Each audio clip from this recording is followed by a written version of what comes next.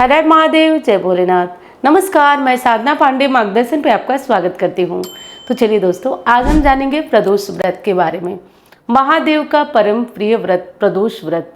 व्रत की विधि क्या है, व्रत को किस दिन रखना चाहिए, और चैत्र मास कृष्ण पक्ष का प्रदोष किस दिन पड़ रहा है, यानी कि 26 तारीख को पड़ रहा है या 27 तारीख को। व्रतधारी किस दिन रखेंगे, उपाय करने वाले शिव मंदिर जाकर उपाय किस दिन करेंगे, तो सारी विशेष बातें आज की वीडियो में होने वाली हैं। वैसे तो आप जानते हैं कि शिव जी का परम प्रिय व्रत ये प्रदोष व्रत है, और प्रदोष व्रत में देखिए, सब हमेशा व्रत करें ये संभव नहीं है। हमेशा व्रत करें ये संभव नहीं है कि हमेशा प्रदोष का व्रत करें। अगर हमेशा कर सके तो अति उत्तम आप करिए। अगर आप नहीं कर पाते हैं हमेशा इस व्रत को, तो आप एक काम करिए, आपसे जो उपाय बताती हूँ वो ज़रूर करिए। क्योंकि जैसा मैं भी आपको कई बार बता चुकी हूँ कि मैं भी प्रदोष का व्रत नहीं कर पाती हूँ, और मैं हर प्रदोष पे शाम को संध्या काल में, वैसे तो मैं सुबह में जाती हूँ, फिर भी शाम में प्रदोष काल में जाकर शिव जी की पूजा और जो आप लोगों को उपाय बताती हूँ वो कर लेती हूँ, और भोलेनाथ की दया से कल्याण होता रहता है।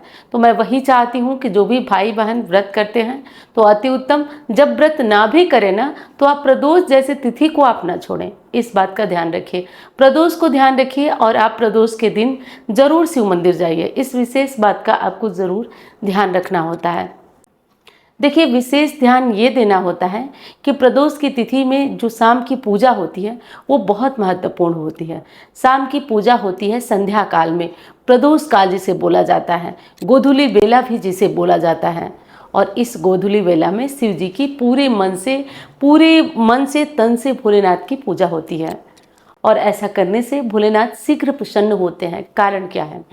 कारण ये है कि उस टाइम भोलेनाथ का वास, चाहे छोटा शिवलिंग हो या बड़ा शिवलिंग हो, वास शिवलिंग में होता है। और हमारे लिए केवल इतना काफ़ी है कि भोलेनाथ इस समय शिवलिंग में निवास करते हैं। अब आप कह रहे होंगे कि जब हमेशा हम लोग पूजन करते हैं तो क्या शिवलिंग में निवास नहीं होता है? जी होता है, बिल्कुल होता है। लेकिन एक ऐसा समय जिसमें बोला जाता है कि माता पार्वती के साथ शिवलिंग में भोलेनाथ निवास करते हैं, चाहे वो पार्थिव शिवलिंग हो या घर का छोटा नर्मदेश्वर शिवलिंग हो, या फिर आपके पास कोई कोई मंदिर में बड़ा शिवलिंग हो। तो हमारे लिए केवल इतना काफ़ी है कि उस टाइम को, उस वक्त को हम बहुत अच्छे से प्रयोग करें और कुछ चीज़ें कर लें। जैसे कि प्रदोष का व्रत जिस दिन हो, उस दिन कुछ विशेष बातों का ध्यान आपको रखना है।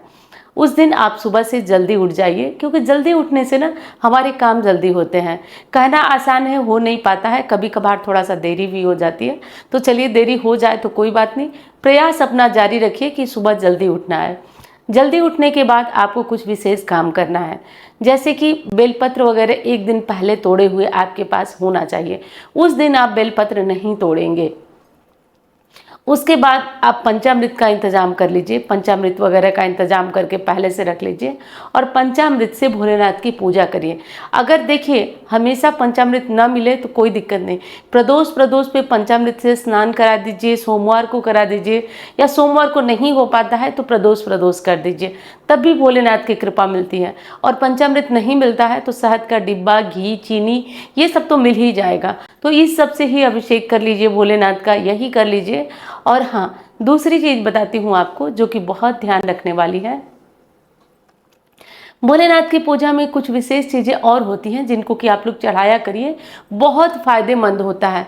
जैसे कि नाग केसर, मैं बार बार आपको बताई हूँ, और कई बार जो सावन वगैरह की वीडियोस बनती हैं उसमें मैं नाग केसर को लेकर के भी आपको दिखाई हूँ कि देखिए नाग केसर ये होता है। तो नाग केसर बहुत ही फायदेमंद ये चीज़ होती है कामनाओं की पूर्ति के लिए। अगर आप शिवलिंग पे नाग केसर चढ़ाना शुरू करते हैं तो उससे आपके काम बनना शुरू हो जाते हैं। और अगर आप उसी नाग केसर को बेल के पत्तों पे रख करके और शिव जी को समर्पित करते हैं तो शीघ्र ही आपको सरकारी नौकरी मिलती है। आप देखेंगे कि बहुत सारे कमेंट में होते हैं ऐसे प्रश्न कि आप नौकरी के लिए उपाय बताइए, आप शत्रु मुक्ति के लिए बताइए। मैं कहती हूँ कि भोलेनाथ से बड़ा कौन सा उपाय है, और भोलेनाथ से बड़ा कौन सा देव है? देवादिदेव महादेव कहे जाते हैं। तो इसलिए आप लोग ये काम जरूर किया करिए। और अगली चीज़ है कि भोलेनाथ की पूजा में कुछ विशेष चीज़ें और भी ध्यान आपको देना होता है। जैसे कि आपको कुछ जैसे नागकेसर हो गया, बेलपत्र हो गया, ये सब आपको पहले ही इंतजाम करके रख लेना है संध्या के टाइम। और हो सके तो आप भोलेनाथ के मंदिर में जाएं, और कुछ ना कर पाएं तो एक घी का दीपक अनिवार्य रूप से जलाएं। दीपक जलाने से भी बहुत ज़्यादा फायदेमंद होता है। शिवलिंग में यानी कि शिवलिंग के समक्ष शिवालय में अगर दीपदान किया जाए प्रदोष के दिन, तब भी बहुत बड़ा फलदायी होता है। तो इसलिए आप ऐसा ज़रूर करिए और दीपदान शिवालय में जाकर के प्रदोष के दिन ज़रूर करिए। इस बार का प्रदोष कब पड़ रहा है ये हम देख लेते हैं। तो देखिए दोस्तों, इस बार का प्रदोष की शुरुआत हो रही है 27 मार्च की रात को 1:40 पर, और प्रदोष तिथि की समाप्ति हो रही है 27 मार्च की संध्या काल में 11:03 पर। तो इस विशेष नियम का आप ध्यान रखिए। अब जान लेते हैं कि प्रदोष काल की पूजा का शुभ मुहूर्त क्या है, तो उसे भी आप नोट कर लीजिए। प्रदोष काल की पूजा का शुभ मुहूर्त क्या है?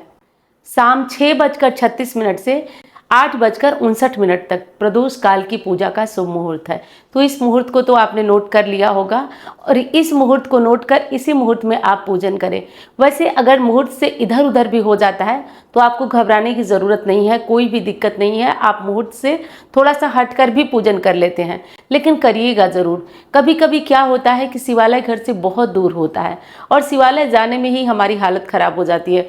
बहुत सारे लोग जब मुझसे बात करते हैं तो एक चीज़ कहते हैं कि दीदी आप बताती हैं प्रदोष के दिन, लेकिन शिवालय बहुत दूर है, हम नहीं जा पाते हैं।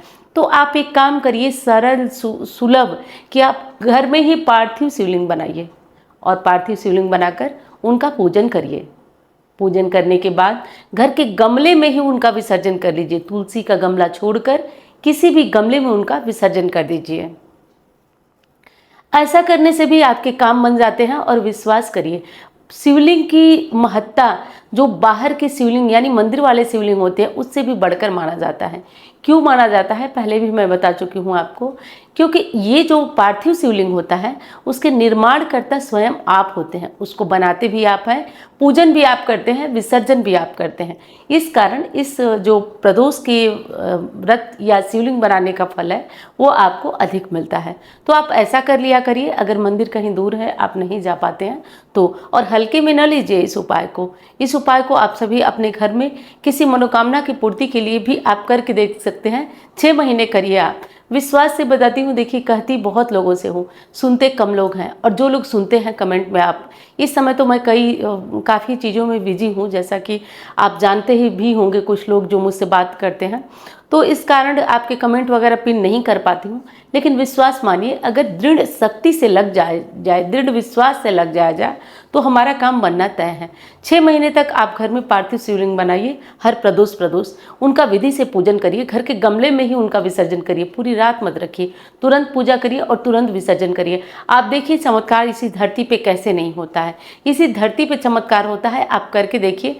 मेरे जीवन में जो अनुभव है, मैं कोशिश करती हूँ कि आप सभी को उस अनुभव से अवगत करा दूं, वो बता दूं आपको, और आप उस अनुभव का लाभ उठा सकें।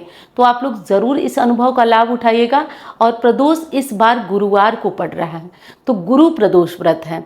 तो गुरु प्रदोष व्रत करने से आपके एक तो गुरु मजबूत होते हैं, साथ साथ आपके जो जीवन में बाधाएं होती हैं वो अच्छी होती हैं। जब भी मतलब कुंडली देखा जाता है तो 2-3 ग्रह प्रमुख होते हैं, जिनमें कि गुरु हो गए, राहु हो गए, शनि हो गए, ये सब प्रमुख होते हैं और इनको देखा जाता है। तो इसमें से अगर प्रदोष का व्रत करके अगर किसी का विवाह नहीं हो रहा है और प्रदोष व्रत के दिन शाम के समय कच्चे दूध में अगर केसर मिलाकर शिवलिंग का अभिषेक करते हैं या रुद्राभिषेक करवाते हैं तो शीघ्र विवाह के योग बनते हैं। ये सारे छोटे छोटे उपाय हैं, लेकिन इसे करना आपको अनिवार्य है। इसे कर लीजिएगा। और दूसरा अगला मतलब महत्वपूर्ण चीज़ है कि वीडियो आप लाइक कर दीजिएगा अगर आपको पसंद आएगी। आपके लाइक से मैं मोटिवेट होती हूँ, मुझे मोटिवेशन मिलता है। तो आपके मोटिवेशन के बिना, जैसा कि कोई चीज़ करता है तो उसको बदले में फीडबैक चाहिए होता है, तो आपके लाइक, आपके कमेंट मुझे वो फीडबैक देते हैं। तो आप ज़रूर कर दीजिएगा। चैनल को सब्सक्राइब नहीं किया होगा आपने तो वो भी कर दीजिएगा। अब बात कर लेती हूँ कि प्रदोष के दिन और क्या करना चाहिए। तो दीपक जला दीजिएगा, पार्थिव शिवलिंग बना लीजिएगा।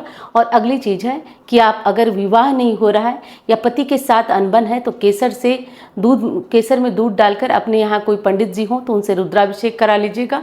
ये बड़ी चीज़ लग रही होगी तो स्वयं आप भोलेनाथ का ओम नमः शिवाय ओम बोलते हुए शिवलिंग पे और इस दूध को चढ़ा दीजिएगा। इतना आप लोग कर लीजिएगा, काम बन जाएगा।